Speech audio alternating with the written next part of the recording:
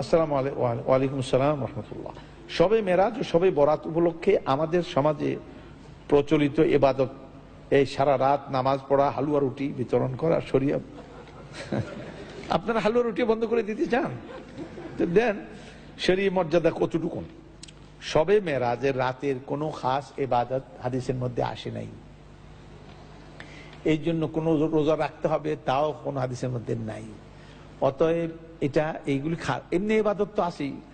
প্রত্যেক রাতের মধ্যে তাহাজ্জুদ আছে না, ওয়ামিনাল লাইলি ফাতাহাজ্জাদ বিহি নাফিলাতাল লাক।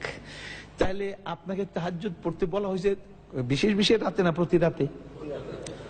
ইয়া আইয়ুহাল মুজাম্মিল কুম আল লাইলা, প্রত্যেক রাতের কথাই গেছে, রাতে উঠো দাঁড়াও।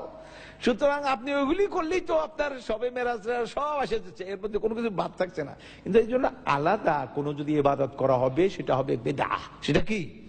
বেদাহ। নতুন ইবাদত আছে, এগুলি করবেন। যেগুলি যেগুলি বলা হয়েছে এগুলি করেই তো কুল পাবেন না। আপনি আবার বানান কেন? আপনাকে যেগুলি এগুলিকে আপনি করেন ঠিক মতো, এগুলি করেন না। এগুলি করে দেখেন আপনার বেদাতের দিকে মনই যাবে না। বেদাত করে ওরা যারা আসলগুলি বাদ দেয়। কথা বুঝতে পারছেন? যারা 1 নম্বর করে না তারা 2 নম্বর তালাশ করে। কথা বুঝতে পারছেন? এবং 2 নম্বর তো তালাশ করি, 2 নম্বরের আবার গলাবাজি বেশি। যারা দোকানে ওষুধ বিক্রি করে আর যারা রাস্তার কিনারে বিক্রি করে, গলাবাজি কারা করে বেশি? হার 2 টাকা 2 টাকা 2 টাকা 2 টাকা। দোকানদারে বসে বসে এরকম কয় 10 টাকা 10 টাকা 100 টাকা। একটু বলে না কেন? বলে না, জানে তার ওষুধ 1 নম্বর। ওই বেটার ওষুধ কয় নম্বর? চোরের মার বড় গলা, এই বেদাতের বড় গলা, এগুলি বেশি অনুষ্ঠান করবে, করবে লোকদেরকে না। এমনি ভাবে পরবর্তী প্রশ্ন হলো শবে বরাত। শবে বরাত বলতে কোনো এরকম বরাত নাই। বরাত শবে বরাত শরীয়তে কোনো পরিবেশই নেই। এটা আমাদের মকসুদুল মুমিনিন একটা বই আছে, আমার দেশের কিতাব। এইটা একটা, আরেকটা কিতাব আছে নিয়ামুল কোরআন। এই টাইপের কিছু কিতাব আছে, এদের নিজস্ব পরিভাষা। আর এরা পরিভাষাগুলি পাইছে প্রচলিত মৌলবীরা ওয়াজ টোয়াজ করছে, এগুলি শুনে দুনিয়া এগুলি লিখে টেকে দিছে। আর আমাদের দেশের লোকেরা এগুলি পবিত্র কিতাব মনে করে, প্রত্যেকটা ঘরে থাকতেই হবে এই কিতাব। সুতরাং এইসব কিতাবের মধ্যে কিছু ভালো কথা আছে আর আজে বাজে কথা প্রচুর আছে। সুতরাং একদিন টেলিভিশনে, আপনি মজার কথা শুনে নেন, টেলিভিশনে প্রশ্ন উত্তরে লাইভ অনুষ্ঠানে একজনে আমাকে প্রশ্ন করলো যে অমুক ওজিফার কিতাবটা সম্পর্কে আপনি কি বললেন? আমি এর মধ্যে কিছু ভালো কথা আছে আর অনেক আজে বাজে কথাও আছে।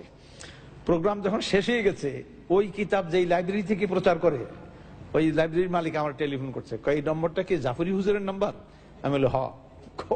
কয় যে অমুকের পুত, তুই এটা কি কইছ? আমি খুব হাসলাম, আমি কাঁদলাম না। আমি বললাম মিসকিন, এই লোকটা মিসকিন। কারণ জ্ঞানকে সে গ্রহণ করলো না। জ্ঞানকে গ্রহণ না করে সে অন্ধকারই কি করে, এটাকে সেই হালুয়া রুটি, অন্ধকারে হালুয়া রুটি খাইতে সে আমার উল্টা গালি দিল। আচ্ছা, আমার কাছে মজা লাগলো। এই গালি কি নবী সাল্লাল্লাহু আলাইহি ওয়াসাল্লামকে দেওয়া হয় নাই? দেওয়া হয়েছিল নাকি? দেওয়া হয়নি। সুতরাং আমার গালি দেওয়াতে ভালোই লাগলো আমার কাছে। এরপর আবার একদিন করছে, কয় বেটা তুই মরবি না, মরিয়া দেখ, তুই ওজিফার বিরুদ্ধে কথা কইছস, তুইও কবরে যাবি, তার দেখবি।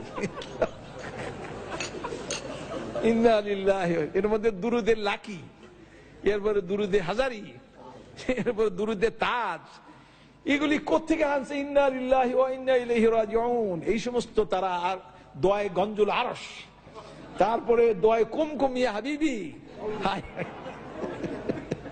ইন্না লিল্লাহ, এগুলি পড়ে লোকেরা বসে বসে।